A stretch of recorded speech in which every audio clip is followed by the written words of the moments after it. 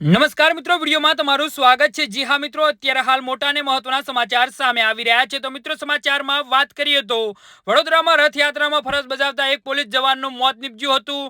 આ જવાનનું હાર્ટ એટેકથી મોત થયું હોવાનું પ્રાથમિક તપાસમાં જણાવાયું છે। રથયાત્રાના બંદોબસ્ત વખતે પોલીસ જવાનને હાર્ટ એટેકથી મોત નીપજતા પોલીસ બેડામાં શોકની લાગણી છવાઈ ગઈ છે। રાવપુરામાં પોલીસ જવાન નરેશ રાઠવાનું મોત થયું છે। પોલીસની ઉચ્ચ અધિકારીઓ એસએસજી હોસ્પિટલ પહોંચ્યા છે। જી હા મિત્રો, અત્યારે હાલ મોટા અને દુઃખદ સમાચાર સામે આવી રહ્યા છે। બપોરે તબિયત લથડતા એસએસજી હોસ્પિટલ ખાતે ખસેડાયા હતા। પ્રાથમિક તપાસમાં હાર્ટ એટેકથી મોત થયાનું સામે આવ્યું છે। ઘટનાને પગલે પોલીસની ઉચ્ચ અધિકારીઓ હોસ્પિટલ ખાતે દોડી ગયા હતા। વડોદરામાં ભગવાન જગન્નાથની 44મી રથયાત્રા કાઢવામાં આવી છે અને રેલવે સ્ટેશન ખાતે કરાયો રથયાત્રાનો પ્રારંભ કરવામાં આવ્યો હતો। જી હા મિત્રો, અત્યારે હાલ મોટા સમાચાર સામે આવી રહ્યા છે।